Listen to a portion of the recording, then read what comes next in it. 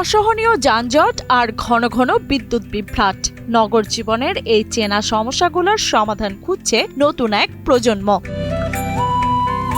ছোট ছোট হাতে নিপুণ ছোঁয়ায় তৈরি তার, বাতি আর রঙিন বোর্ড, টেবিলের ওপর সাজানো একটি ছোট শহর। দেখতে খেলনার মতো হলেও এই নগরীতে লুকিয়ে আছে বাস্তব শহরের বড় সমস্যার সমাধান।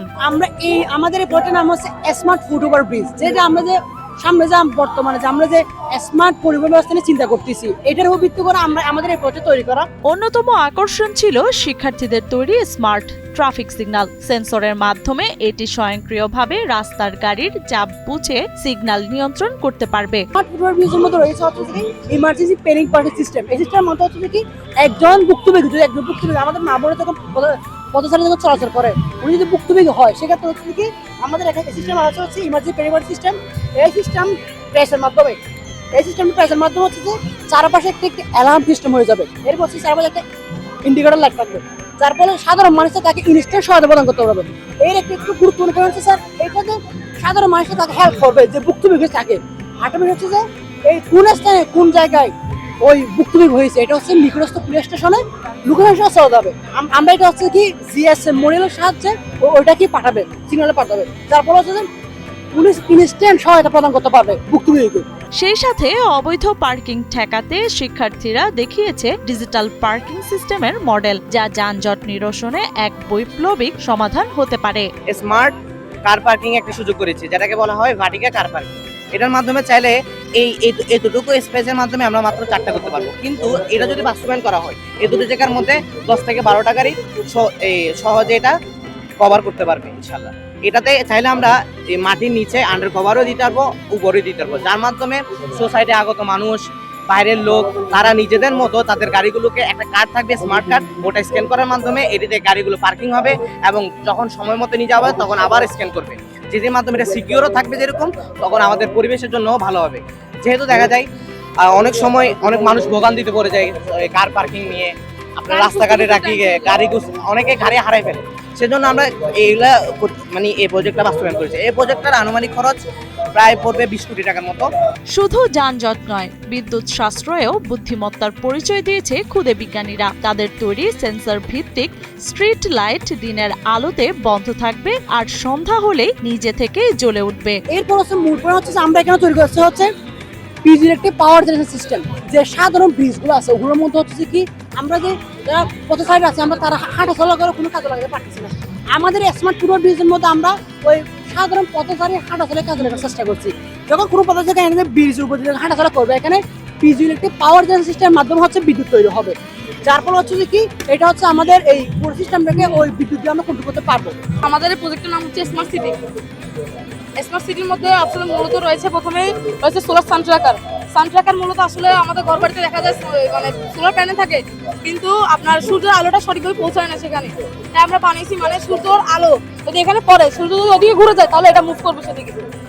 তার জন্য আমরা মানে বিদ্যুৎ মানে সাশ্রয় হবে, বিদ্যুৎ আমরা সঠিকভাবে পাবো। পাশাপাশি চুলার তাপ বা সৌরশক্তি ব্যবহার করে কিভাবে বিকল্প বিদ্যুৎ উৎপাদন করা যায় সেই টেকসই প্রযুক্তির মডেলও মুগ্ধ করেছে দর্শনার্থীদের। আরএফএল এসডব্লিউআর পাইপই মাপে যা বলে তাই দেয়। RFL SWR pipe and fittings. তো আমাদের এটা হচ্ছে একটা সোলার থার্মাল পাওয়ার প্ল্যান্ট, যেটা সোলার ট্র্যাকারের মাধ্যমে চলে। তো এটা হচ্ছে আমাদের সোলার ট্র্যাকার। তো সোলার ট্র্যাকার জিনিসটা কি, এটা হলো একটা এমন ট্র্যাকার যা হচ্ছে সূর্যের আলোর সাথে সাথে মুভ করে এবং সূর্যের আলো যেদিকে যায় সেদিকেই ওটা মুভ করে। এবং কি হয়, এই যে এখানে আমাদের যে রিফ্লেক্টরটা আছে, এই রিফ্লেক্টরটা সূর্যের আলোকে রিফ্লেক্ট করে আমাদের যে হিট কালেক্টরে দেয়। হিট কালেক্টরটা কি করে, হিটটাকে অ্যাবজর্ব করে নেয়, অ্যাবজর্ব করে একটা বয়লার আছে, এই বয়লারে দেয়। বয়লার থেকে বয়লারে যে পানিগুলো আছে ওগুলো গরম হয়ে যায় এবং একটা স্টিম উৎপন্ন করে, এবং স্টিম থেকে আমাদের একটা স্টিম টারবাইন চলে, এবং স্টিম টারবাইন চলার মাধ্যমে আমাদের একটা ক্লিন ইলেকট্রিসিটি প্রডিউস হয়।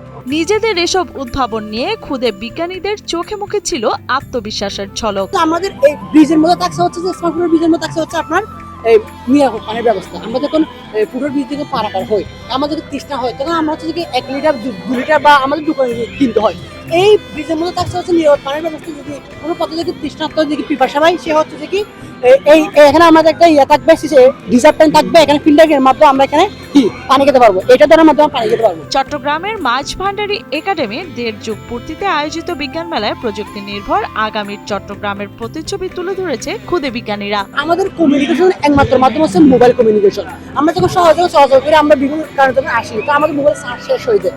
আমরা যখন কোনো দিক থেকে পারাপার হবো, সেক্ষেত্রে হচ্ছে কি আপনার মোবাইল শেষ হয়ে যায়, আপনি এখানে সর্বনিম্ন 5 টাকা প্রাইসের মাধ্যমে হচ্ছে আপনি এখানে কি মোবাইল চার্জ করে নিতে পারবেন।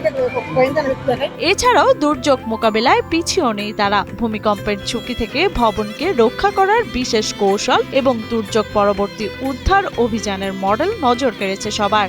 আমি মনে করি এই পদ্ধতি বাস্তবায়ন ফলে আমাদের স্মার্ট পরিবেশটি বাস্তবায়ন ফলে আমাদের বাংলাদেশের মধ্যে যে আমরা অদূর ভবিষ্যতে যেটা স্মার্ট পরিবহন ব্যবস্থা নিয়ে ভাবতেছি, ওখানে একটা কার্যকরী এবং গুরুত্বপূর্ণ ভূমিকা পালন করবে আমি মনে করি। আয়োজকদের মতে এই ক্ষুদে উদ্ভাবনগুলোই হতে পারে আগামীর আধুনিক ও নিরাপদ বাংলাদেশের ভিত্তি। মেধা আর উদ্ভাবনী চিন্তার সঠিক মূল্যায়ন হলে স্মার্ট নগর গড়ার স্বপ্ন আর দূরে নয়, এমনটাই প্রত্যাশা সংশ্লিষ্টদের। এবং আমাদের দেশে এরকম অনেকগুলো যে পাওয়ার প্ল্যান্ট আছে, স্টিম যেগুলো স্টিম দিয়ে বিদ্যুৎ উৎপন্ন করে, কিন্তু ওখানে একটা সমস্যা আছে, ওগুলো কয়লা ইউজ করে এবং কয়লা আমাদের দেশের জন্য ক্ষতিকর হতে পারে। এবং আমাদের দেশ কয়লা দেখা যায় আমদানিও করে, যেটা আমাদের মানে দেশের জন্য মানে অর্থনৈতিক খাতে একটু সমস্যা হতে পারে।